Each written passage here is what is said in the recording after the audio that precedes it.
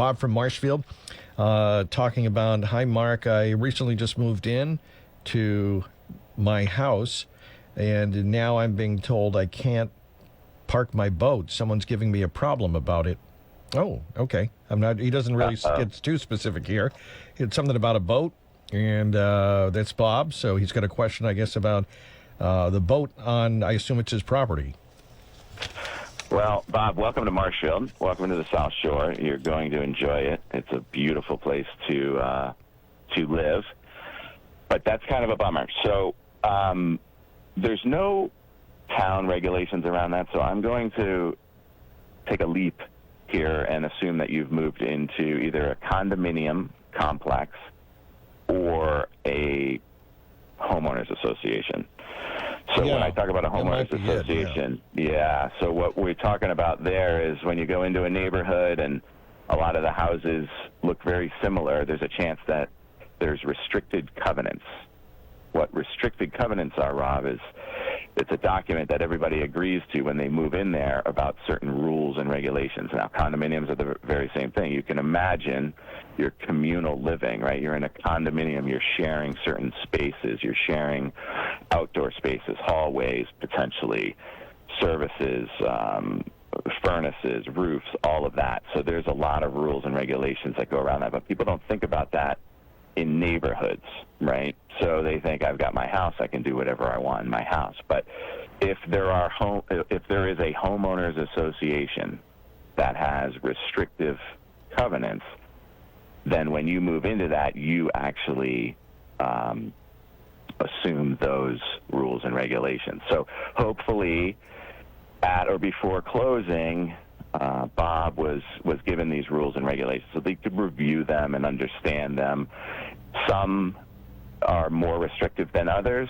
Some have different purposes and values around why they do it. The developer who develops the neighborhood does it, and the idea around it is to maintain the values, right? So that developer, whoever it is, a company or an individual who takes that swath of land and has a master plan of what they want to do with that property, a lot of times they'll say you have to have X amount of square footage in the house.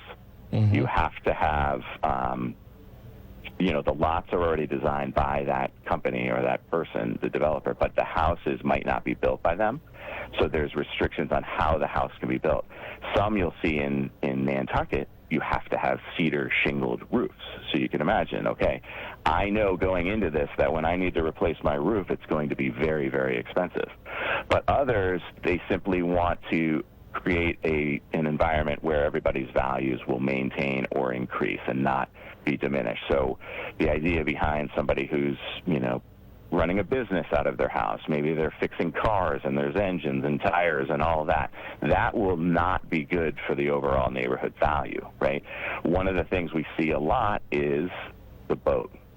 A lot of neighborhood associations don't want a boat parked in the lot. So when you're looking at your homeowners association restrictive covenants, it may say no boats allowed in your driveway or on the yard. So you would have to find an outlet for your boat. And unfortunately, Bob, you may very well be in that same situation. But what I would like to point out is that these regulations, these restrictive covenants, are typically only good for 30 years. So if somebody developed a neighborhood, and I hate to say it, 1990 is that long ago, and they never re-upped it, the organization never agreed to say, let's continue these restrictive covenants, then they expire.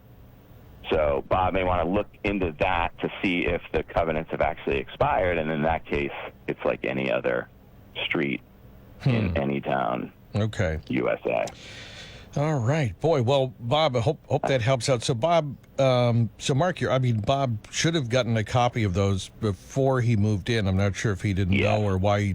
Maybe he got the boat and was just wishes he could change it now. I'm not sure. Well, there's a lot of variables there, right? So again, when you're dealing with professionals, some are better than others, right? So sometimes those are delivered at the offer stage, right? Sometimes they're just delivered right there. There is the disclosures that are required. So it was known to him going forward, but whether it was actually conveyed effectively to him is really what might be upsetting to him. All right. Well, keep that in mind. Even if your boat, Bob, is a beautiful boat, which we're sure it is, it may just not be allowed in that particular situation. So, Right. and some people Right. just And there want would be to cost. have a Yeah, boat so that people see that they own a boat. Yeah. I have a boat. Yeah. Well, it's easier if it's in front of you, right? If it's at a marina, you forget about it, and Yeah. all of a sudden it's a sunk cost, as they say, a sunk cost. Oh boy, I like that. All But right. I would open up my Calendly link to Bob, calendly.com /mstyles again, and anytime connect with me, and I'd be happy to strategize with Bob or anybody else who has questions and inquiries such as this. All right. And again, Styles Law is located on Route 139 in Marshfield. And for more information, as Mark said, you can connect with them there. You can also give a call to the office and connect with the great team. Yep. Our team, our concierge will put you in touch with the right people to assist. We're at 781-319-1900.